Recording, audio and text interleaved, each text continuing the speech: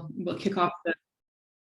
That's right. So you just got this annoying prompt from the Zoom lady. Yeah, this is, I think everyone sort of knows the drill. Just to let you know that this event is being recorded and we plan to put it on YouTube.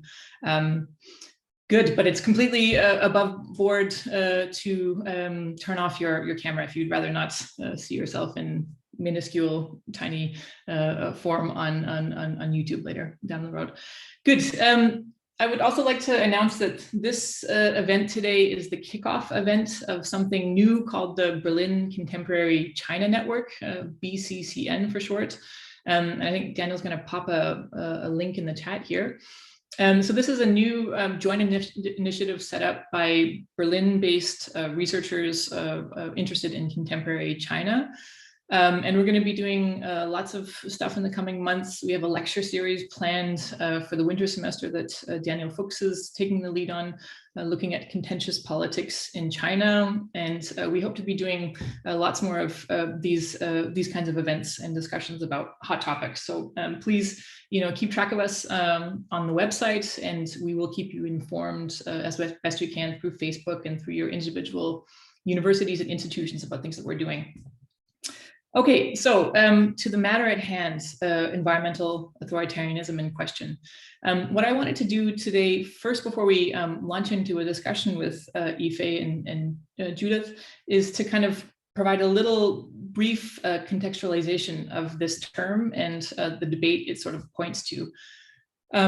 So the context probably needs no introduction. That is that we live in a time of accelerating climate crisis and ecological emergencies of all stripes: pollution, natural resource depletion, loss of biodiversity, soil degradation, waste management, the list goes on and on.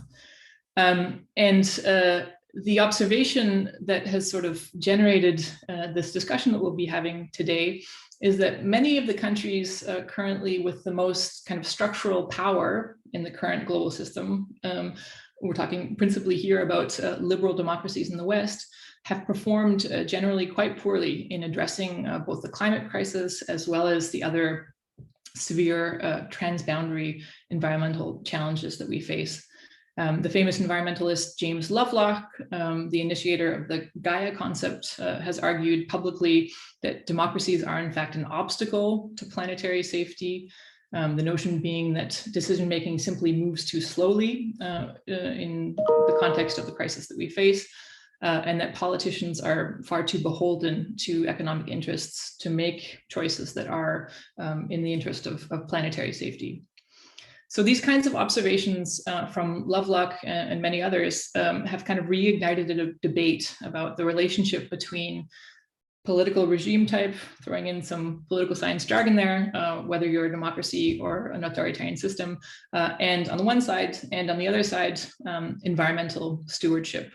So the question that's been raised is, given the troubles that democracies have had in showing leadership on these issues, might in fact some form of green autocracy, taking a term out of Yifei and Judith's book, hold the answer to this planet that is deeply in trouble. And here China enters the conversation. So China has emerged as a real focal point in these debates and discussions over the last 2 decades. And this is against the background of its increasingly ambitious efforts to reverse decades of environmental degradation within its own borders, and also more recently in the last decade or so to rein in greenhouse gas emissions and to commit to binding international agreements to that end. And so this has all given rise to a debate about whether in these abstract theoretical discussions about the desirability or not of green autocracy, whether we might have an attractive example of green autocracy right before us, that is China. And so the book that we're talking about today has made really quite a huge splash in this debate that had become, in my eyes at least, a little bit stagnant in recent years. And Yifei and Judith have come to this issue with fresh eyes, and they offer an argument that takes a very clear stand on this question of whether the China model of environmental governance, as we might call it, is in fact the globe's last best hope. If you haven't read it yet, the book is extremely rich and insightful and draws on evidence accumulated during their combined, literally decades of research on China's environmental governance. It's also, I must say, extraordinarily well written and truly a page turner. I think this is pretty rare in scholarly works.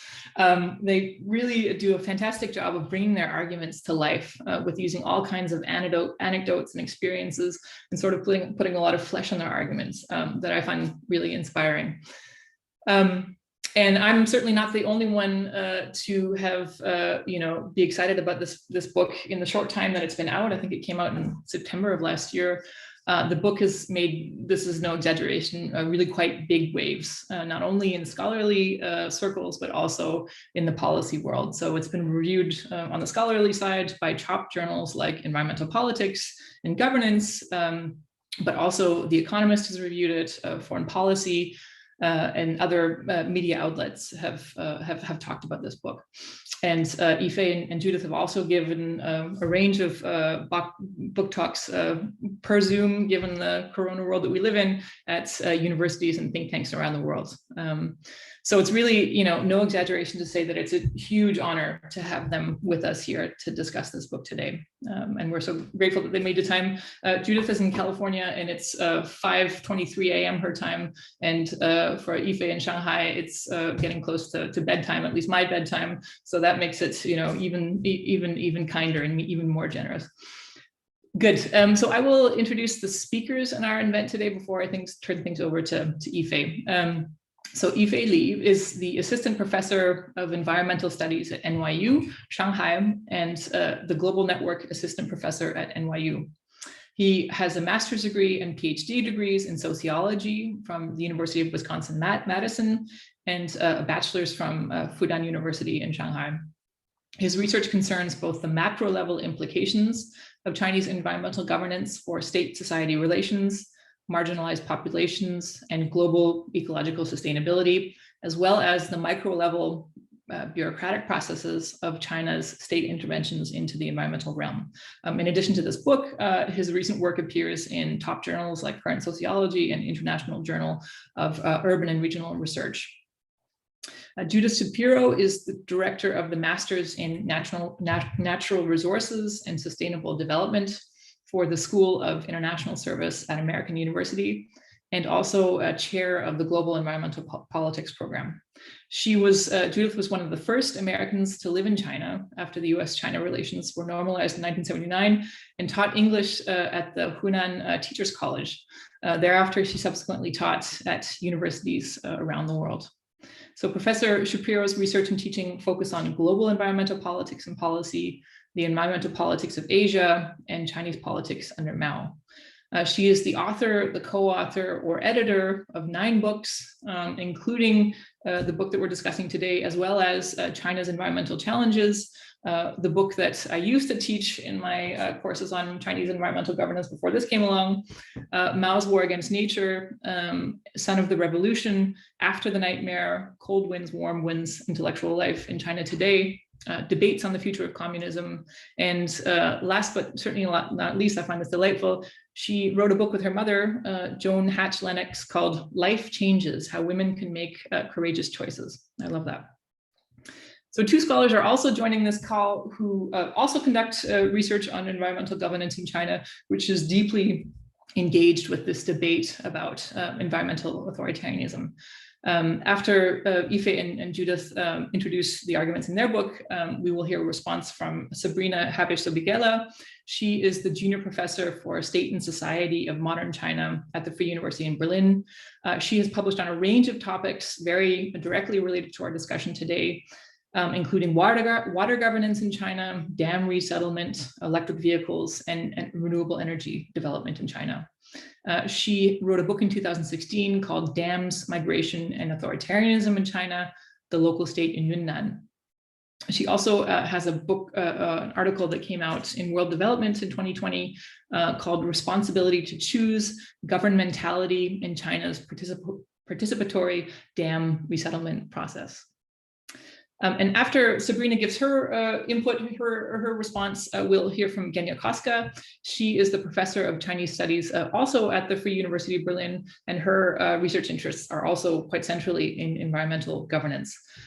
She has a long list of publications in environmental policy implementation, central local relations, climate change policy, the role of China's SOEs in so-called ecological civilization, as well as the role of local officials in authoritarian environmentalism. And these are published in area studies journals, the China Quarterly, as well as disciplinary journals, for example, the Environmental Politics Journal. So we've got a great group truly to sort through these issues, and I'm really excited for what's to come. The format is that I'm going to turn things over now to Yifei and Judith for a 10 to 15 minute presentation of their work. We'll have a response by Sabrina and then Genia, and then we're going to open up to a Q&A. Now we have 44 people on the call at the moment, so that makes it what I would propose when we move to the Q&A, and I'll talk about this then, is if you want to ask a question, please just pop it in the chat. You could do that during the speakers if you like, but understand that they won't have a chance to reply until later. Or if you prefer, you can put up your hand and ask in that form. Okay, so without further ado, I will turn things over to Judith and Yifei. Thank you so much, Sarah, for your very, very generous introduction. I feel like you've set the expectations very, very high, and we probably will not be able to satisfy what people are all expecting, given your very, very generous introduction. Let me pull up our slides. Can you see the slides now? Okay, cool. Also, I want to thank again our hosts for hosting this panel discussion. I feel like, I speak only for myself, but I think Judy will agree that we wish we could join you in person in Berlin. But unfortunately, in COVID, this is what we have to make do. This is the cover of the book, and thank you, Sarah, for showing your copy of the book to everyone. Before we go into the substance of the book, we want to just tell you a little bit about ourselves. Over to Judy. Yeah, hi, everybody, and thank you all so much for having us. I think everybody who's discussing this book has been a huge influence on this book. So it's a real honor to be here. Yeah, I always think when you hear a talk from someone, it's good to know a little bit about them. So I hope you recognize this is still me. And yeah, I'm blending in here in 1979 at the Hunan Teachers College. My whole life's work has been involved with China, starting initially really responding to all the stories that I was hearing from my students and from the faculty at Hunan Teachers College about what it had really been like to live under Mao. So yeah, and then it moved into more environmental work. But I think the focus has always been on a sort of worm's eye view and what it is like to live under the Chinese state. So I think you'll see that this book is a continuation of some of that interest. Over to Yifei. And that is me. And like the previous picture of Judy, neither of us have aged a bit, as you can absolutely see. I was born and raised in the city of Shanghai, the great city of neon lights. And a lot of the stuff that we documented in the book is sort of experienced in a very real way by ordinary citizens like me and like everybody around me in this city of Shanghai and perhaps all over the country as well. So we feel that it's very important to be able to document as truthfully as we can many of these issues that we feel are important and also issues that we feel aren't being appropriately documented in the literature. Yes, so we're going to talk a little bit about the impetus for the book. And I think Sarah laid this out really, really well, but there are really two impetuses, and I'll talk about one of them first, and then Yifei will talk about the other. In the last couple of decades, I was starting to hear about something wonderful called ecological migration. Sounds great, right? Everybody's going to move in an ecologically sound way, but no, this is the Chinese state deciding that nomads should receive the benefits of Han Chinese civilization, stop wandering around the grasslands, and settle down into towns. And all of you know the work of James Scott, I'm sure, who is Seeing Like a State, in which she explains that states don't like nomads. Well, the Chinese state has been trying to sedentarize these nomads for a long time, and now they have a green excuse. And as an environmentalist, I found myself deeply troubled by the use of environmental justifications to carry out what is essentially more state control of cultures and people. Yifei? Yeah, indeed, we both share these concerns. And another main reason for writing this book is that there seems to be an awful lot of Western admiration for what China is doing in terms of environmental protection. And this term ecological civilization comes up again and again, not only in Chinese government documents, but as you can see on this picture, it really is an ideology that gets regurgitated on paper, even on the sides of mountains and everywhere. This whole idea of clear waters and green mountains, or in fact, gold mountains and silver mountains, an epigraph from the current president of China gets repeated again and again. But we think that this whole idea of ecological civilization needs to be properly unpacked in order for the world to actually understand the very complex and diverse range of implications of this term. One is that ecological civilization represents China's unique contribution, or at least Chinese intellectuals see as their unique contribution to Marxism.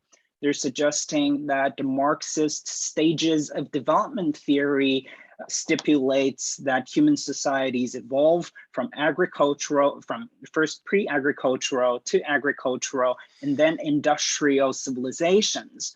But Chinese intellectuals are adding a whole new stage of what they call ecological civilization to that very idea, that very conceptualization of the stages of development of classical Marxism. But at the same time, ecological civilization is an ideologically laden term for the Chinese state, in the sense that the Communist Party is very much describing itself as a force of civilizational revival. In other words, reviving China back to its former glory prior to the 1870s.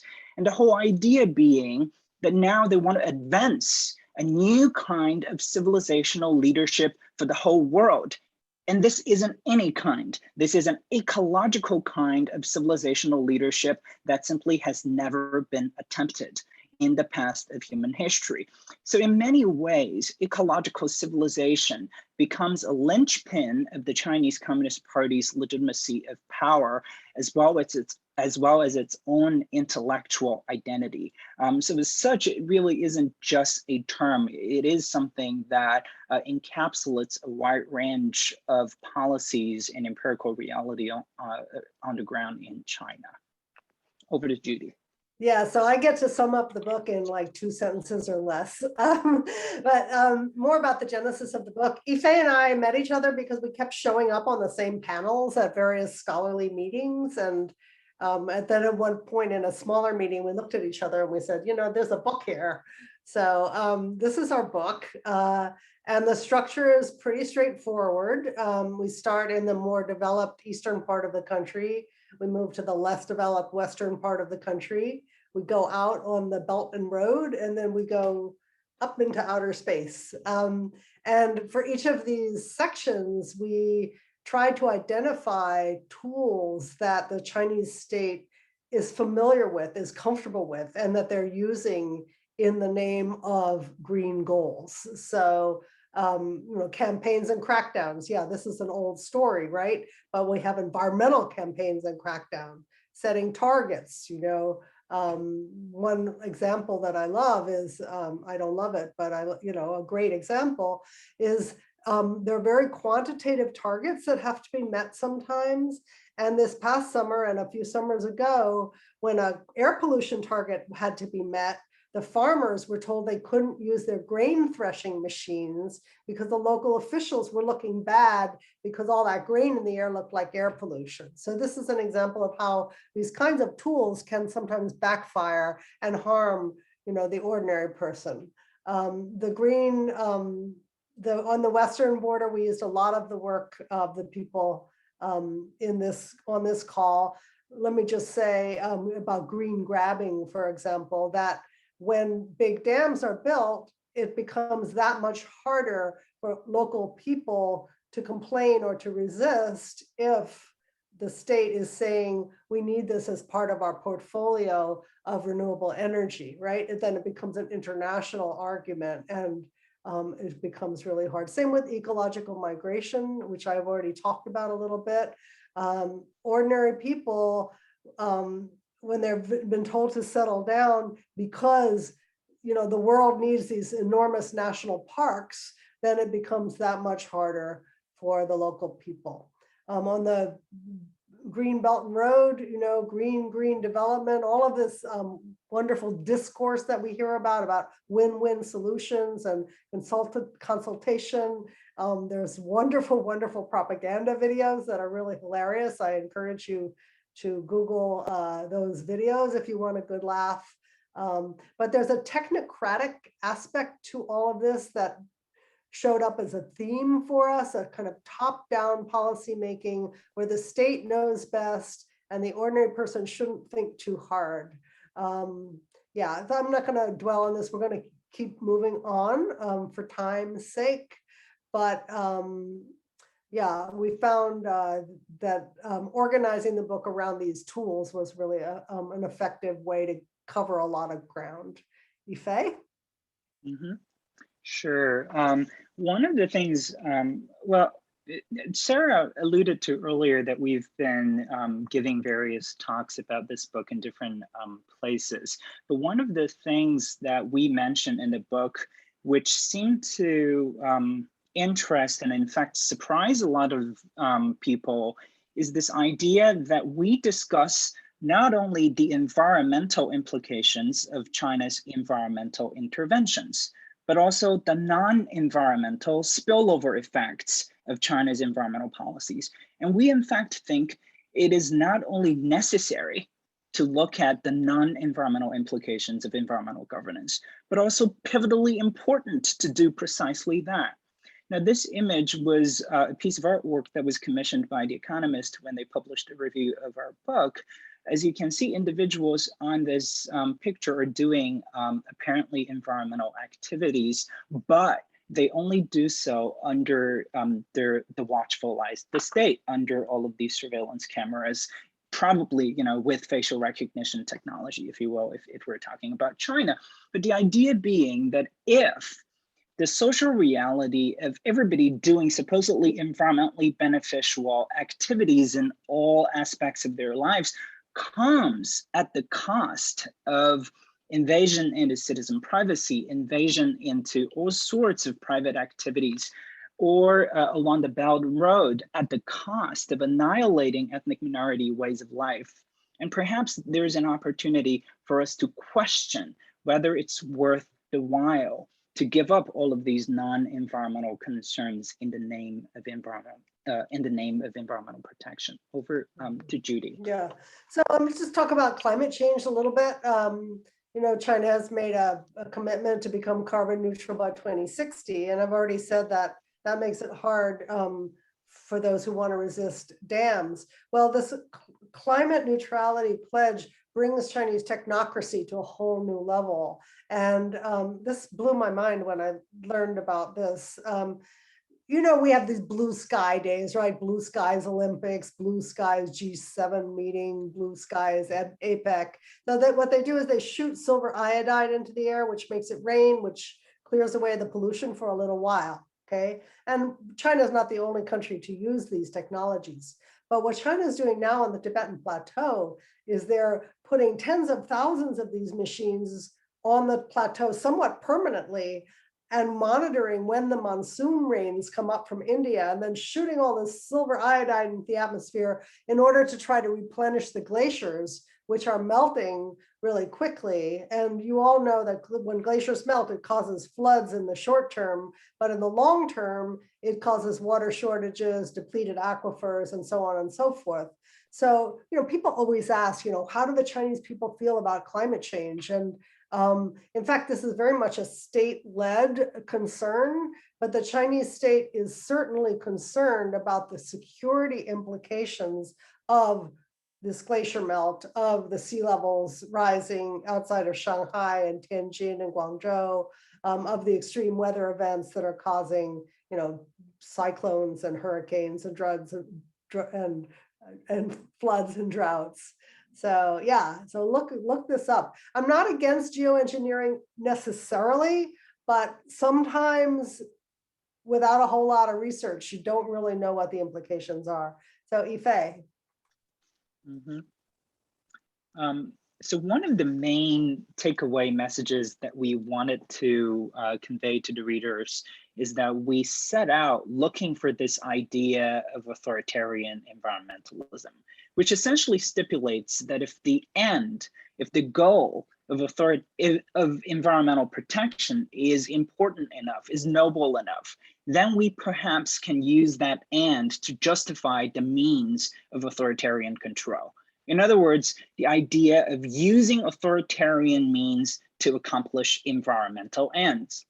Now, after our systematic investigation into China's interventions into the environmental realm, we fear that what we are observing systematically is precisely the opposite, is what we call environmental authoritarianism in the book, which, as you probably have guessed already, the idea of using environmental protection as a means towards the end of intensifying authoritarian control at home, geopolitical influence overseas, global leverage around the world into the global commons. So in other words, what we're seeing is precisely the inverted picture of what a lot of people in the academic literature has been advocating for. We're not documenting authoritarian environmentalism, but environmental authoritarianism in the book.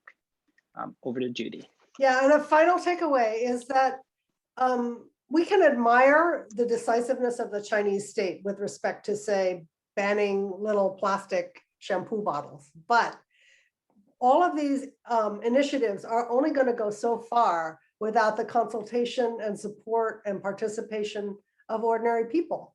And a lot of the book talks about NGOs and how when things succeed, it's likely because ordinary people were involved. They helped to frame and articulate the policies. And, instead of ending up resisting environmental initiatives because they just seem to be, I guess, ill-informed about local conditions. So yeah, civil society is a very, very important piece of a successful picture. So that's it for us. Thank you so much. Great. Thanks for the fantastic rundown of the book. Impressive that you managed to compress all of that rich insight into a lively 15 minutes or so. Good. I will pass the baton then to Sabrina, and then we'll move on to Genia from there. Yes, thank you so much for having me here. And I can't really add too much to this excellent book and all the important arguments it is making. I would simply like to add a few points that I hope will further stimulate the discussion later on. And for this, I want to draw on some of my previous research on the river chief mechanism that some of you have maybe heard of before.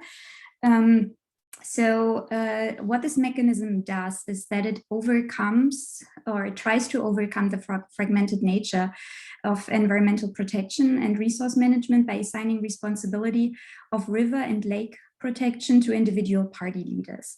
So the higher the rank of the person, the more important the lake or the river section. So central sections of rivers are assigned to higher level leaders and tributaries, for example, to lower level leaders.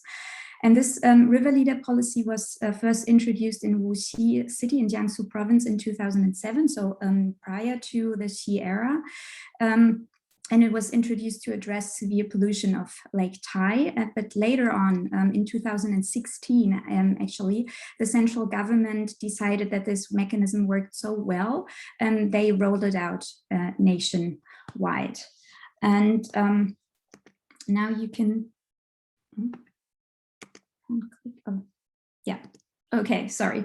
So, basically, this is a tool, or kind of a tool that Judith and Yifei also speak about in their book. It's a tool, a top-down governmental tool, a tool to increase local leaders' responsibility, visibility, and accountability. And this is why I think it's a great example of governing under Xi Jinping that we also find in other policy fields, actually. All over the nation, alongside rivers and lakes, we now have these boards that provide information about the respective water body, water quality, and so forth. And it lists the people, you can't see that here very clearly, but it lists the people responsible for the water body, including their telephone numbers through which the public can launch complaints or just contact these people. And this is a trend in other policy fields as well, where individuals are responsibilized and the public is encouraged to supervise the work of local cadres. At the same time, party state river chiefs are supported by so-called societal river chiefs, who are volunteers and who either come from local NGOs or other community organizations. And on these pictures here, you see 3 men on their boats patrolling Lake Dianshi in Yunnan province. And this inclusion of volunteers is part of a general trend as well towards societal participation as mobilization, I would say, of the general public to contribute to the national civilizing project of clear waters and green mountains. However, although the river chiefs are a top-down governmental tool, and they are very much localized and in the end very personalized and dependent on individual and local interests. So during their patrols here, these societal river chiefs might discover and prevent sources of pollution from local communities, or the ordinary people like street vendors, cafes, hostels, and others. But they are unable to prevent pollution or other environmentally unsustainable behavior that is supported by or sanctioned by the local government. As you can see here, also Lake Dianshi, where while these societal river chiefs were patrolling the lake, this was going on as well, the construction of a resort in an environmental protection area. And this construction was discovered by the Central Government Inspection Commission only this year, actually, which is another but different kind of top-down governmental tool. They were in Yunnan for a month this year and ordered the immediate demolition of this resort. So while in some areas, despite the introduction of new laws and lines of responsibility through the river chief mechanism, as an example of environmental politics under Xi, the environment continues to be exploited. But in other cases, here, for example, where the local river chief was interested in and had the resources to clean up the water, this was actually achieved within quite a short period of time.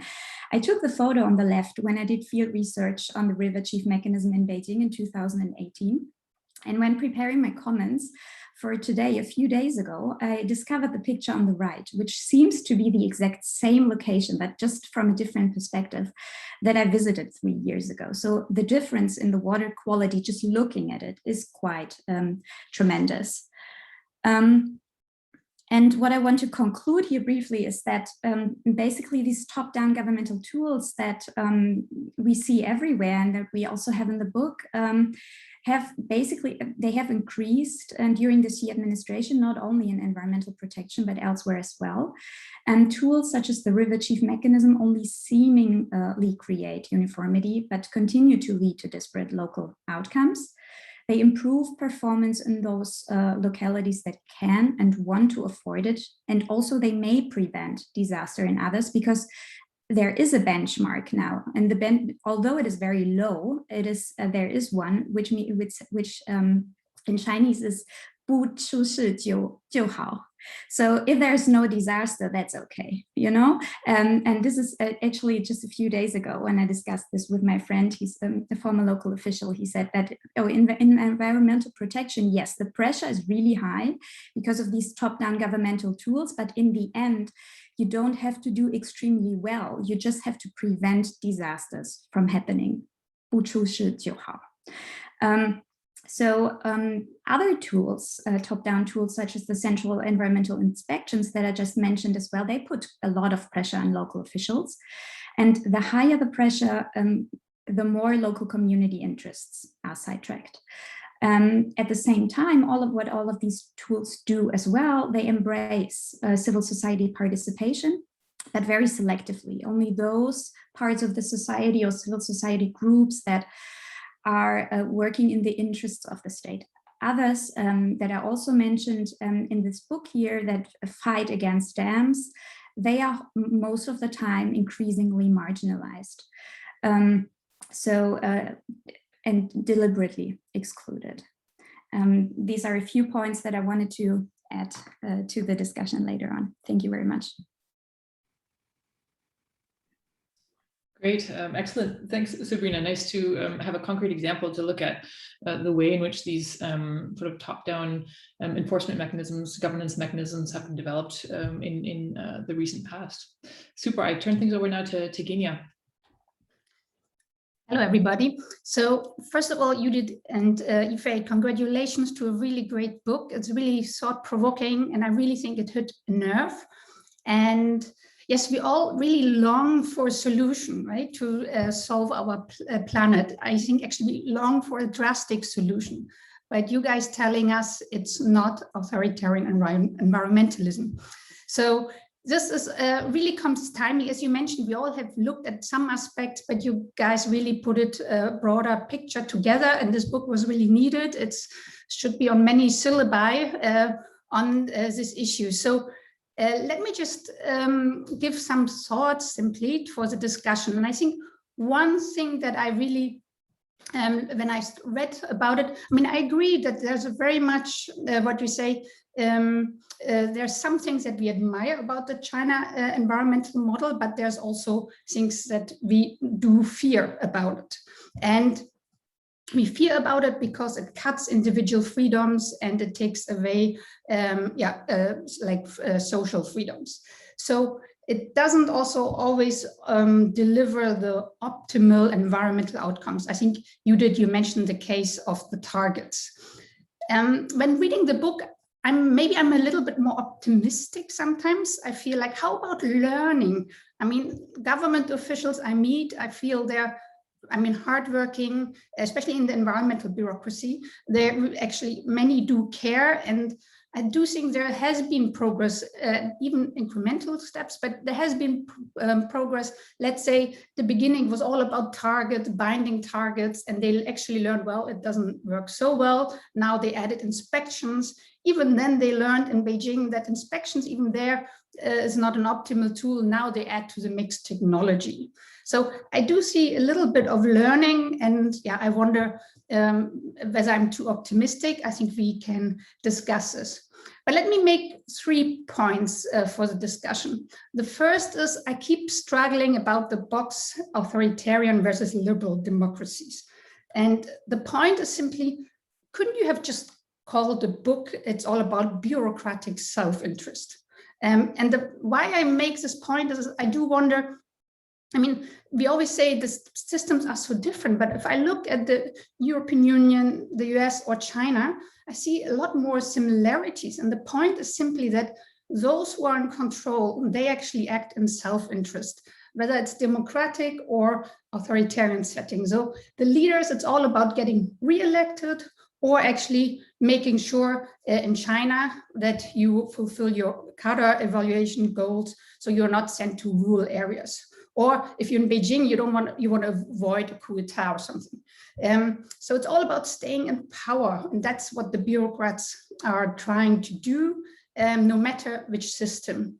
And looking at it, I mean, it's environmental issues don't really fit into this kind of short-term pressure these bureaucrats have to deliver. And maybe I think that's where I sometimes wonder, and I like to talk about competing priorities. So no matter where you are and you're a politician, environment often drops down on the list, only pops up if there's an environmental crisis, then you really need to respond. So that's my first question. So how helpful is this authoritarian liberal divide? I wonder sometimes, maybe you should talk about bureaucrats who make decisions and they decide, okay, I want to achieve this environmental outcome. Shall I use a very coercive method, or shall I use a consulting method and also with the non-state sector, and then later maybe use coercive? So you can make a mix of these kind of approaches. And obviously we know that in China, the consultative approach is often in many environmental areas less done. So that's maybe my first question.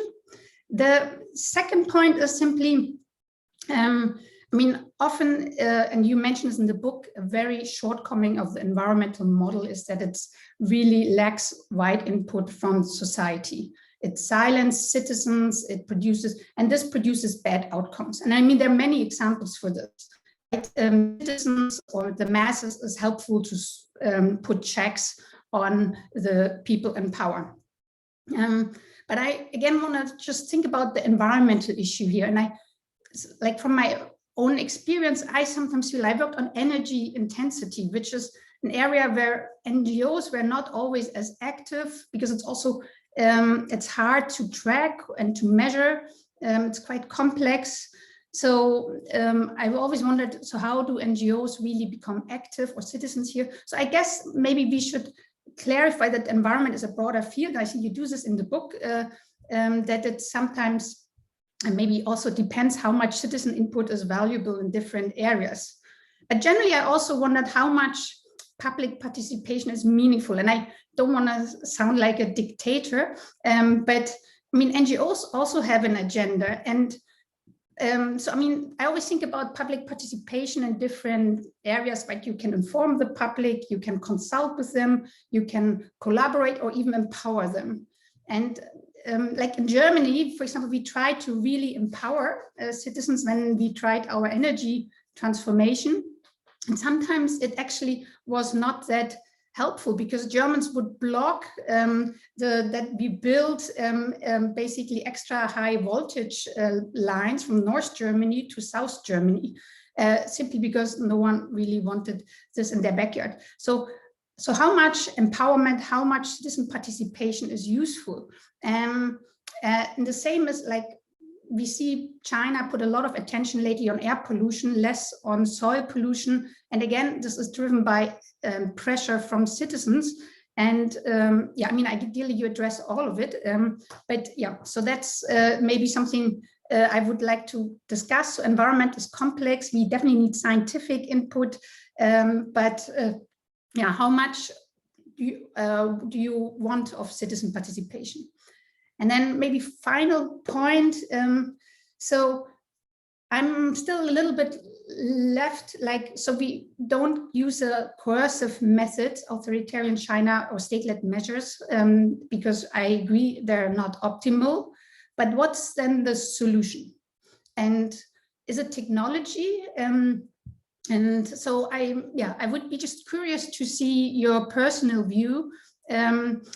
So China now puts a lot of cards on technology, and I love that you in the book talk about this because I feel this is really timely. So I mean, we see early warning systems for air pollution. We see traffic management and systems in Hangzhou. I mean, a lot of local governments have really come up with great initiatives lately. And I think in your book you point out that this is really comes at a cost of surveillance. But I wondered a little bit. I mean, the way I see the technology for the environmental field shaping out, it's, yes, I mean, the same technology you use for environmental protection, you can also use for political oppression and for surveillance. But when I talk to the people who really worked on the environmental field, I think the main issue what I saw was the more problem I saw was data centralization. And of course, Beijing does it because for years and years, there was an information asymmetry. Beijing didn't know what happened in the environmental field at a local level. And so now by using all these GPS monitoring, Beijing gets a better idea, and it's hard to fake and manipulate the data. But through this process, what happens is we created these environmental digital platforms, but they're more centralized. So let's say at the provincial level, it's more the municipal leadership who gets to like control over the data, and the local EPB, Environmental Protection Bureau, is just a user of these digital platforms. So what we see is more centralization of data collection and control, and that actually, I think, is a very maybe a dangerous also side in terms of it means that local bureaus are a bit sidelined. They're only users of these digital platforms. And I think that's maybe not as advantageous as one thinks. So, I mean, I agree, these technologies, there's function creep, right? You can use it for environment and then many other functions. But there's no independent regulator in Beijing. But still, I feel this technology has helped a lot. And maybe we should have a debate how to ensure, even in an authoritarian setting, to deal with the risks of the technologies so that the benefits, environmental protection, can still be reaped. So this is basically my quick thoughts. But I actually want to really ask, what can I tell my kids and Greta Thunberg and everyone, if it's not the China model, not coercion, it sounds so easy. So what's the solution? So that we all can tell everyone that we all got it under control. Thank you. An easy question there. Maybe I will put these straight to Yifei and Judith before we go into the Q&A. So Genia, how about learning in the Chinese state, political regime type? Maybe that's not the right focus. We should be thinking more clearly about bureaucrats and their self-interest. What's the optimal level of citizen participation in environmental governance? Technology, maybe we should be a little bit more optimistic about what it's bringing to the equation. And then, that's the elephant in the room. What's the optimal way of rescuing this planet in crisis? Okay, Yifei and Judith, I'll turn it over to you. In the meantime, everyone else, please, if you wish to ask a question, put up your hand now so that I can start making a list, or simply pop your question in the chat here. Okay, Yifei and Judith, over to you. Judy, do you want to start? No, you go for it. Okay, all right. In part, you see, I'm hesitating a little, in part because these are such excellent questions. I feel like we can have a day-long workshop just by discussing all of these questions, and they're truly amazing. I'll try to address some of those questions and perhaps in the hopes of starting the conversation. I honestly don't think we can have clear-cut, definitive answers to any of those excellent questions, but in the interest of inspiring more conversations. Now here, one, government learning about past failures and successes perhaps as well. Yes, a lot of learning is happening and a lot of correcting, if you will, is happening, and the Chinese government likes to use the term ratification, right? They often say they've observed a past mistake, they're going to ratify the situation. For example, we document in this book this idea of 一刀切, or cutting everything with one knife.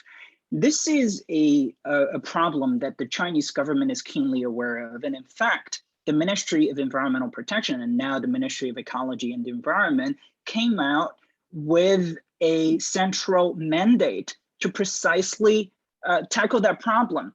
But guess how they tackle it? They tackle the problem of cutting everything with one knife with another new knife, basically telling all of their provincial level counterparts to, the document literally said that no more 一刀切 from now on, right? So you're cutting away a policy instrument that had a limited track record of success and also a good amount of failures. It doesn't mean that the instrument itself is a complete failure. You can't just ban all of your instruments once an instrument turns out to have some measure of failure, right? The idea is to understand the circumstances under which an instrument works and the circumstances under which it doesn't. But a lot of the correcting, Genia, as you rightly pointed out, they've recognized the problems of targets. They tried to introduce a centralized inspection and campaign mechanism. When that turned out to be not so exactly helpful, they then resorted to more technological monitoring. The problem with all of these waves and waves of correcting is that they follow precisely the same frame of mind, the same frame of governance, which is to control more, which is to centralize political authority even more, right? If these targets don't work, get rid of them. We've got better ways to solicit compliance from these local authorities. Now, you also asked, Genia, in your comments, what could potentially be a solution? Well, I suppose that if the problem is that there is an awful lot of political centralization that has not been helpful with environmental protection, effective, durable environmental protection, then maybe we should be thinking about political devolution. Maybe we ought to be seriously considering devolving political authority, precisely like Sabrina discussed with regard to the river chief example, opening up that space for local authorities to respond to the kind of local circumstances that they really know well. And that really could be a great mechanism of power balances within the Chinese central local structure of the government.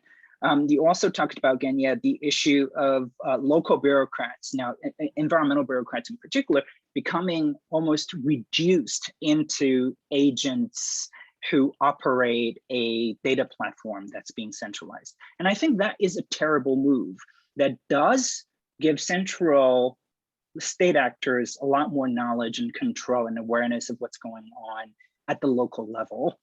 But it comes at the cost of de-skilling local environmental bureaucrats. These environmental bureaucrats are trained to do very good environmental engineering work. But if you reduce their day-to-day bureaucratic routines to simply, tabulating data into a spreadsheet, they over time become less interested in the stuff that they work on, and they in the end lose their own environmental sensibilities. So reducing the level of centralization perhaps is one way to enhance robust environmental governance that can better the conditions in the long run. I also have a few other comments, but I want to hold these thoughts for the time being because I know Judy will have a lot to say as well. Over to you, Judy. I don't know how much I have to say. I think just on this question of bureaucratic survival and the idea that somehow bureaucrats under democracies and bureaucrats in China are in some way similar to each other because their main concern is just to preserve themselves. I think what's going on in China is not just bureaucratic survival. There's an ideological component, and it has to do with the survival of the CCP. And the CCP is not, to my mind anyway, equal to a whole bunch of bureaucrats. It's got a much more complex, and we're coming on the 100th anniversary of the founding of the Communist Party, like in a few days, I think, right? There's a lot at stake here. And so, I think we can, there's certainly lots of space for understanding what it means to be a Chinese bureaucrat. And I want to commend to your audience a film that I saw recently called Smog Town, which is about an EPB official who is trying to get his town off the list of the most polluted cities. And it's very clear that the pressures on these people, they may or may not really be environmentally minded. They just know that they've got to get their town off the list or their jobs are over. And indeed, spoiler alert, by the end of the film, the mayor loses his job because they didn't make it. But there's this, exhaustion of sort of going around and looking for the people who are violating. But of course, the people who are violating are the small guy. They're the little guy who repaints cars with a spray gun. They're not the SOEs. So over and over, we find the little person sacrificed when state interests need to be protected.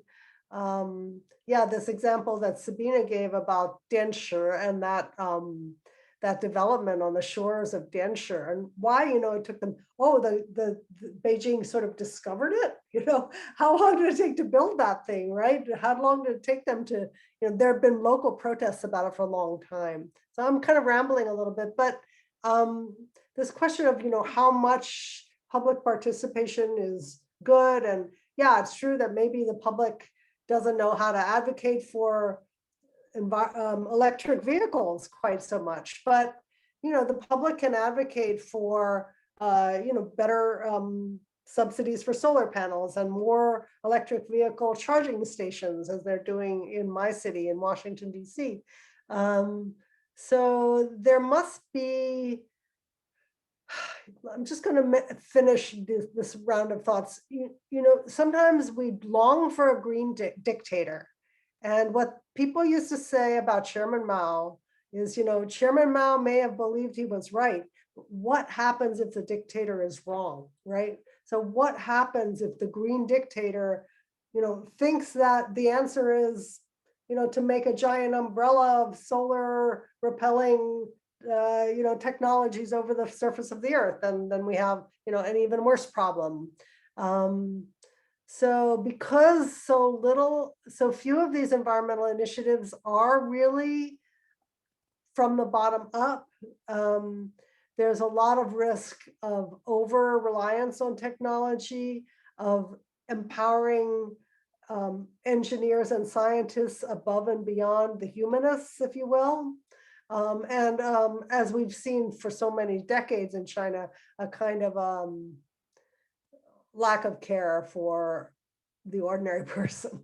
So, yeah, Yifei, you want to add some more, or maybe open it up? Yeah, I'll say something real quick, because I really loved Genia's question towards the end about what we should say to our kids. And that question meant so much to me, not least because my wife and I are expecting a baby girl. So thank you. It's a question that I wrestle with a lot. But one of the things I think that we need to recognize in terms of this admiration for coercive environmentalism is that at the very core of this admiration is the desire for a shortcut. Is a desire to say that, okay, we've got a truckload of problems and we don't know what to do with any of it. Let's just coerce that problem away. Well, guess what? There's no shortcut to deal with the plurality of problems that we're faced with on the planet. We have to engage. We have to engage with each one of them. And there's a lot of hard work to do. There's a lot of getting the seats of your pants dirty kind of problems that requires everyone to go out and engage, to work with other people, to understand the full extent of the impact and get actions going. That sort of, quick fix coercion only works in theory. We've got so little to show for in terms of instances where it actually worked. So, what to tell the next generation is that don't look for shortcuts. Just work your way through all of these hard problems.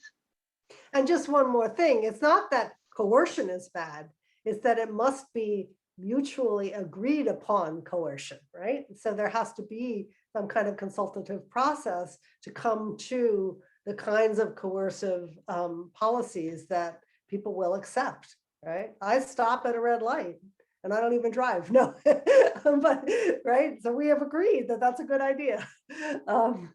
Anyway. Great, thanks. I found that your response was extremely stimulating. Judith, what happens if the green dictator is wrong? And Yifei, it's the wrong question to wish for a green dictator. That the answer is engagement at a society level. Because I don't see any questions up in the chat yet, or any hands up, unless I'm mistaken. If so, please just turn your microphone and speak.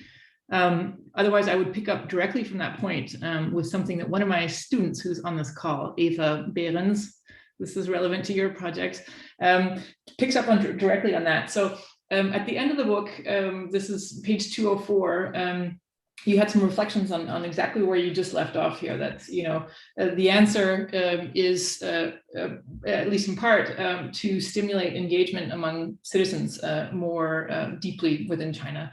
And here's a little section here. On the receiving end of wave after wave of environmental campaigns, the people of China have adopted a passive, apathetic frame of mind toward environmental problems, even in the midst of unprecedented levels of pollution in their immediate surroundings. And what I was, this links with this project of Eva's.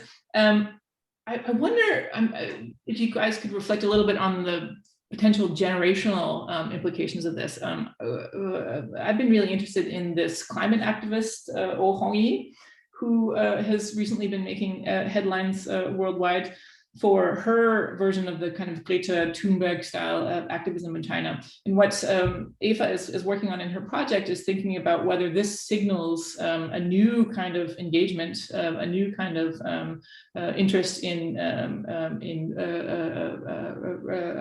doing something about climate change. So is it possible that, I think she's 18 or something like this, do we see signs that the younger people are in China are more potentially engaged than older generations who were socialized in this totalitarian Maoist period that Judith knows so much about? Let me start, and then Yifei will describe, I think, the way the Chinese state educates ordinary people about climate change. Eva, I really support this idea. I've had so many students ask me if they can write their paper on the climate movement in China. And it's always disappointing because there isn't that much of a climate movement in China as compared with the West, since the other issues are so acute and so ready to hand, if you will. They're with air pollution and water pollution and food contamination. You know, you can't eat the pork and the rice and the tea and the infant formula. You know, there's this fundamental mistrust of the supports for life. And so naturally, there's tremendous anger at the state that the state is not doing more about this pollution. And you can say, oh, Xi Jinping woke up and he wanted to hug a tree and he found out about ecological civilization. No, this is a question of the legitimacy of the Communist Party of China. If you talk about, you know, the environmental Kuznets curve or whatever, the Chinese middle class has risen and they're not going to take it anymore, right? But what does that mean in terms of displacement of environmental harm? What does that mean for more vulnerable populations who are now the recipients of what's called dirty migration, when a factory is shifted to you know, a rural area or to a remote area or even overseas?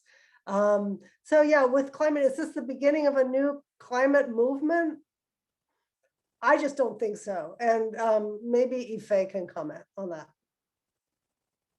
Right. Well, I guess two observations. One is how climate change as an emerging topical area is being integrated into the Chinese standardized educational curriculum. One of the things that seems so interesting about that development is that the prevailing narrative there seems to be that, okay, climate change is a problem. The Chinese government has always recognized it as a problem, thanks to the very strong epistemic power of the Chinese Academy of Sciences. Right? The scientists there have all agreed that this is a problem, it's anthropogenic, and we have to do something about it. It's not like there is, you know, a climate debate like there is in the United States. So to the extent that that consensus is being described in the textbooks, it's super helpful. However, in terms of solutions, these curriculum materials are also telling the next generation of Chinese young people that you have to count on your government. You have to let your government throw its fire and fury on this climate change bad guy. They're going to get rid of it. You don't have anything to worry about. Let the state take over. And in many ways, even in the latest iterations of the textbooks, COVID, and in particular, China's COVID response strategy, is being used as a case in point. They're saying that the precise reason why China has so successfully contained domestic spread of COVID cases within a relatively short period of time, and then continue to maintain a COVID-free environment domestically, is because of heavy state intervention, throwing fire and fury at a problem that the government perceives as a major threat to the long-term viability of the nation. So in many ways, that entire narrative, now that it has been integrated into the curriculum, becomes what the next generation of Chinese young people are being educated and being instructed to understand on a routine basis. And two is a process that we document in the book, I think, towards the end of the book, where we cite a study that was in fact done by scholars at Nanjing University in the School of Environment. They conducted a survey of a randomized sample of Chinese respondents. And their results were really astounding in suggesting that Chinese people are keenly aware of the environmental threats and degradation around them, and the threats to food safety and all these other aspects of our everyday lives. And yet, that level of awareness corresponds not to environmental action, but to environmental consumption. That awareness leads people to buy more air purifiers at home, to buy more masks when they go out on a day that's heavily polluted. They tend to buy more organic foods. In other words, we're seeing a rechanneling of people's attention away from action, but more towards consumption, vote with your dollars kind of idea, if you will. Once again, I don't think I have a definitive answer to the question of climate activism, but I think these two observations are important to bear in mind. Excellent, thank you. I have two hands up here. Torkel, hello, from Denmark, and then Ina. So I will collect both of these questions, and then we'll move back to Yifei and Judith. Torkel, could you ask your question first? Yes, hello. Can you hear me? We can, yes. Okay, thanks a lot. And thanks for organizing this book talk. It's an excellent idea. First of all, I would like to praise you for the book, not only the content, but also the language. And I'm just asking myself if it takes a native English speaker to be able to translate complexity into such an easygoing language. I mean, I envy you that you have been able to do this. That's the first thing. Now, I have two questions. The first one is going back to this concept Judith used of, let's see if I got it right, mutually agreed coercion. What does it mean? Because I would like to go back to this discussion about democracy versus authoritarian environmental management. I mean, you're not supposed, of course, to deal with the kind of problems we are facing in democracy, in democratic states, in trying to address the problems, the big problems with climate change and loss of biodiversity, whatever it is. But in small, tiny Denmark, we struggle a lot with vested interest in continuing business as usual. Transportation and agriculture are the two main sectors that we are simply completely unable to request for contributions to reduce carbon emissions. We have no idea what to do. I'm not asking you for an answer, but we can see that it doesn't work. Democracy in this sense doesn't work. We are not getting anywhere in terms of trying to reduce the carbon emission. The third thing I would say is, as you know, we are a couple of people today who are working in Vietnam. Also a little bit in the same context of authoritarian environmentalism. But when I read your book, it's very different from what we see in Vietnam. My interpretation might be wrong, and we will ask the Vietnamese present today about it, that they're giving up. It's not that they step in and make these kind of decision and try to involve people and at the same time control people in their actions. No, they're giving up. They say, okay, if we encounter environmental issues, we leave it to people to address it. We can't do anything in terms of climate change, of carbon emission. They're saying we might be able to reduce the carbon emission over time with 8%, which is ridiculous. It's only if you step in, the Western countries, and give us free money, we might be able to increase that percentage. But from my point of view, it's very different the kind of decision, the stand they have taken in Vietnam compared to China. Thank you. Great, thanks, Torkel. Nice to see you. Nice to see you.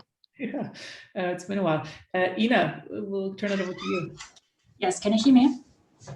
Yes, we can. Yeah. Great. Okay. So I have two questions, and I will try to keep it short. My first question is just listening to Genia speaking about that maybe, you know, regarding this system competition and everything, that there may be not existing such big differences between democracies and autocratic states. And I was just thinking about the situation, like regarding environmental situation, but also food safety and everything. For example, back in the United States, like under President Roosevelt or something, which was horrible. So would you also say that this in this respect there are not much differences? So that would be the first question. And the second one is I didn't yet have the chance to read the book. I just ordered it right now, but thank you. So excited. I'm waiting for it now. The second question was there's kind of like a combination of this environmental question and the social credit system in China, I think. So would all of you say that the negative results are like more than possible positive ones, or could it be the other way? So that was the second question. Thank you. Great, thanks so much. I'll turn it over directly to Judith and Yifei. Well, I'll go first and say all the good English in the book is written by Yifei, not by me. So no, You're too kind. No, Yifei is brilliant. Yifei is, I've never had such a happy collaborative experience. You know, we were in different time zones and we sort of divided it up a little bit, but then we both worked on each other's ideas, and all of the elegant formulations and brilliant insights are entirely Yifei's, not mine. Yeah, so that's really interesting about Vietnam. I'm not expert in that at all, but it seems to me that Vietnam is not, you know, the #1 carbon emitter in the whole world, and China is, right? So that puts a certain pressure on China, and China is no longer a developing country in much of the country. I mean, obviously that's not true of the far west, but you know, China has a different level of responsibility, and also I think the state feels a different level of pressure. So yeah, I don't know. I've been in Vietnam only once and I was kicked out, so I'm not in a position to comment so much on that. Yeah, I don't think bureaucrats are the same in these two countries. I think the pressures on them are very different.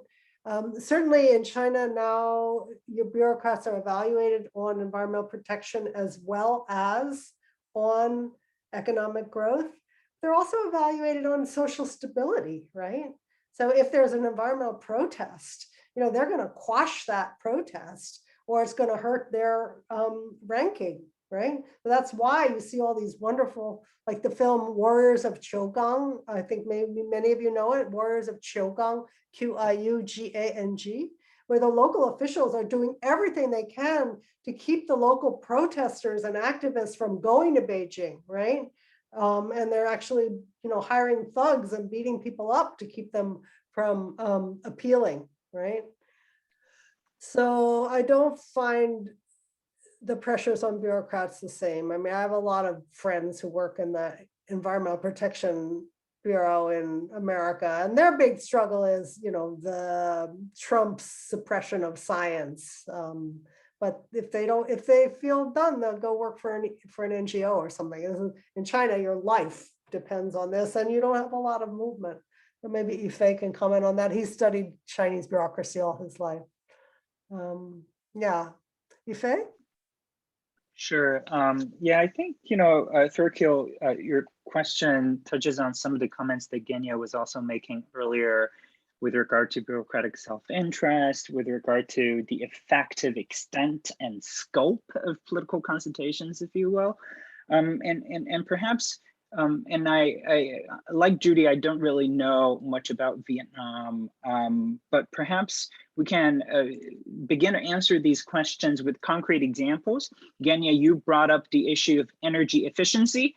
And guess what? The only private company I've ever worked with in my entire life was the world's leading energy efficiency company. It's known as Johnson Controls. It's the world's largest manufacturer of building energy control systems. And I worked with them back in 2012 on various projects all over China. But the problem that they had to deal with back then was how they have cutting edge energy efficiency technologies. The local officials that were involved with negotiating these contracts were fully committed to get these technologies going on the ground, but they were up against so much structural barriers to what they can do. Their hands are tied, funding complicated, contracting a local government project to a foreign company, complicated. The extent to which you can show to your political superiors that within the next 3 months, you're going to have concrete targets to contribute to, that you're contributing to the entire city's per capita energy consumption or the city's energy intensity, impossible to do. In other words, what we're documenting is a problem that's larger than just bureaucratic self-interest. There seems to be complex layers of bureaucratic constraints to even well-intended bureaucrats who just find themselves embedded in this labyrinth of authoritarian bureaucratic structure. Now, to the question of what really constitutes an equitable or meaningful level of participation, so once again, thinking about energy efficiency. At the local level, Shanghai's energy efficiency challenge is going to be very different from Guangzhou's energy efficiency challenge. They have to use an awful lot of air conditioning in the summer. And in Beijing, perhaps you need 5 weeks of air conditioning all summer. But, if you see what I mean, the climate conditions, the weathers, they're so different. Even topography could determine how much energy is used. So if on the note of energy efficiency, we can have a localized participation, a localized understanding of what exactly are these technologies doing to the local situation. That would be a much more meaningful extent of consultation. I don't think we want Friends of Nature, for those of you who don't know, which is the largest environmental NGO in China, to dictate all terms of environmental issues. You're absolutely right, Genia, that environmental protection is such a diverse and complicated area of policymaking. But if we can be issue specific, and if we can be area specific, meaningful consultation is, I think, very much doable at that level. Great. Well, I can absolutely second what Torkel said about the amazing writing. So if either of you are looking for a co-author, I'm always available. Really, really fantastic. I'm going to sneak in a question here from an emailed question from a student of mine, Selena. And she writes, we're going to collect maybe 2 questions if that's okay for you guys. So this first question is from Selena. I'm here playing the role of Selena. She says, I particularly liked a certain sentence in the introduction to your book, and it's stuck in my mind. Quote, China assumed the moral high ground as compared with the US and spurred even more hope that China would become the new global leader on climate change, unquote. So the question, how would you rate this statement today, and how realistic do you see this ongoing development in this direction? So that's a first question from Selena and Marcus, and I'll take a question from you as well. Okay, thank you so much. And thank you to all the speakers. It was very interesting. And I'm nearly through the book. And my most favorite topics, even before my assignment last week, is like the Belt and Road Initiative.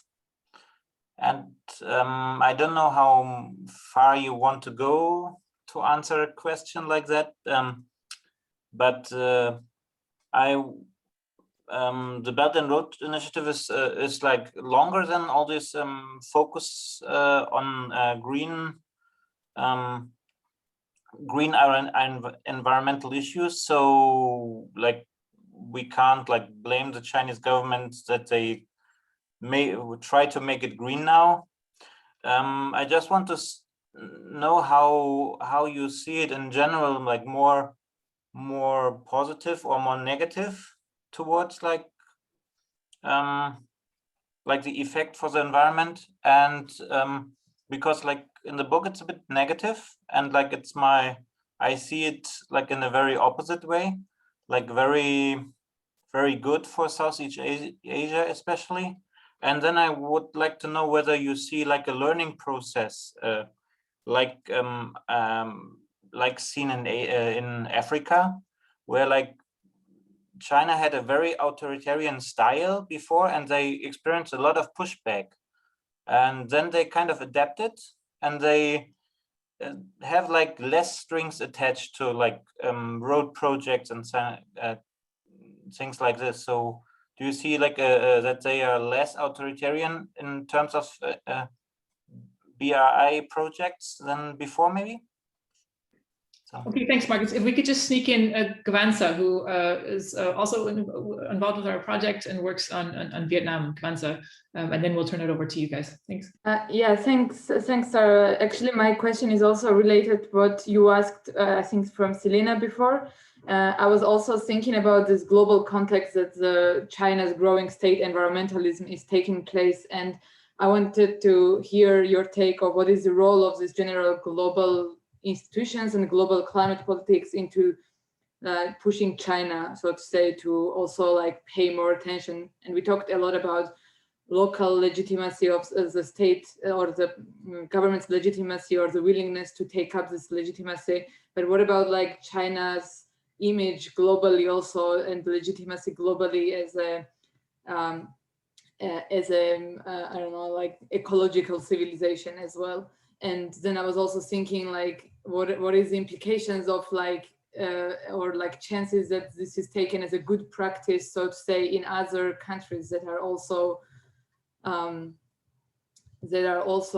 would like to implement environmental or, as you said, not authoritarian environmentalism, but environmental authoritarianism, so to say.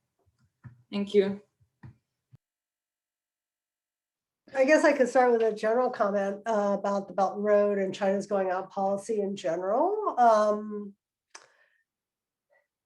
Yeah, the developing world has been desperate for funds, and China has, through various mechanisms, made many funds available, and certainly some of the global institutions, UNDP, UNEP, they're all saying, this is a good thing, Belt and Road, sustainable development.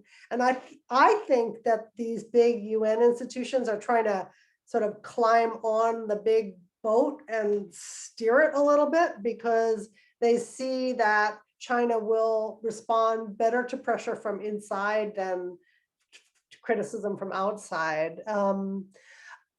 It depends on what you care about, right? The Belt and Road has been primarily focused on infrastructure connectivity, deep water ports, high-speed rail, highways, and also internet connectivity. And if you care at all about biodiversity, this involves in tremendous habitat fragmentation, the globalization of trade intensification means more extraction, it means more carbon. As you again watch these propaganda videos, they're so great. It's like, you know, everybody's happy because everybody's getting to buy more stuff, you know, and so that depends on how you feel about, you know, where you stand on corporate-led globalization in general. As far as China's reputation overseas, there's been this kind of general, our feelings are hurt because nobody loves us the way we thought they would. We have hurt the feelings of the Chinese people. But a lot of times the partners are literally strong men, also almost always men. Maybe there's some strong women involved, but in Serbia, for example, they partner up with a strong man and then they implement these projects and there's all this rent seeking that goes on, all this corruption. It's legal, right? Because the contracts are signed with government officials. And then they're so surprised when communities are upset or when indigenous people are upset. You know, when you try to dam the Amazon or dredge the Amazon or build, you know, a railroad through the rainforest, and they've never even heard of indigeneity or indigenous rights, right? Because in China, we talk about ethnic minority nationalities. We don't talk about, you know, some kind of free, prior, and informed consent with indigenous people. But they're like, we don't consult back in China, so why should we have to consult in Africa or Peru or wherever? So yeah, it's a mixed bag. I think generally speaking, China's overseas investment has been, you know, the investors have been on a steep learning curve, and there are all kinds of groups that are trying to encourage the overseas investors to adapt better social and environmental controls. But unfortunately, this I learned from Yifei, at a certain point, the Ministry of Environment and Ecology tried to rate some of these different international projects according to how green they were. And there was terrible pushback. You know, the banks and the investors and the corporations were not willing to give that kind of power or input to the environmental ministry. So yeah, I forgot a lot of questions here, but maybe Yifei wants to come. Sure, I want to be sensitive to time, so I'll be very brief. First, I just realized that we didn't really answer Anna's question about social credit system. I didn't mean to answer it, but it slipped in my mind. Sorry, Anna. But thinking about social credit systems, two things bear in mind. One is the next time you go throw away a huge bag of recyclables to whatever recycling collection center there is in your neighborhood, ask yourself, what will you feel if what's sitting right in front of you is a facial recognition camera that's telling you how much of the recycling you're doing is wrong and warning you that if you keep doing the same wrong things again, your social credit score is going to drop. I ask that not as a hypothetical just to ponder, but as a real world concern that many residents in places like Beijing are already having to deal with. Their garbage cans are equipped with facial recognition cameras. And I can't go on with other examples, but I think that would be a useful thing to think about. Now on the Belt and Road, Marcus, one of the things that people often love to hear about, and I think it's comforting to hear about on the Belt and Road, is this whole idea of wing-wing development. The idea that China wins, the recipient country wins, everybody wins. Well, there's got to be losers, but who loses? We need to be honest in evaluating all these development projects, not because we want them to fail, but because we want them to not repeat any mistakes. And these mistakes may be unintended, but the learning curve, the kind of policy learning that you and Genia were both alluding to, can only work if we don't let this wing-wing developmentalism dictate all of our assessments and evaluations of Belt and Road projects. And we simply need to be very honest about it. And that level of honesty has not materialized on the Belt and Road. Also, on the Belt and Road, it's not just China driving it all. The recipient countries, particularly the national governments of these recipient countries, are being left off the hook. And I don't think that's fair to China, in fact. China is capable of pursuing so many large-scale infrastructural interventions on the Belt and Road simply because the recipient country governments also signed on. So if we're talking about an accountability problem and transparency problem, both governments need to be held to account. Under COVID, what we're seeing is like places like Tanzania, the president came out and said only a drunkard would agree to some of these terms that China has been offering to Tanzania. Well, he agreed before COVID. Was he a drunkard? It's only post-COVID or in COVID that we're seeing all this pushback from Africa and Latin America even to Chinese investments. But these politicians, they want to be left off the hook. And I don't think we should let them go so easily. So, you know, hold them to account. Hold them to account. A great note to end on. Yifei and Judith, this conversation could continue easily for another 5 hours, but we have to unfortunately let you go. But again, thank you so much. It was really, truly an honor to have you here and to have such a stimulating discussion with you about this immensely important book, and that's not an exaggeration. So I hope everyone goes out and buy the book. Great, that you've already done that. There's a link somewhere in the chat to the book itself.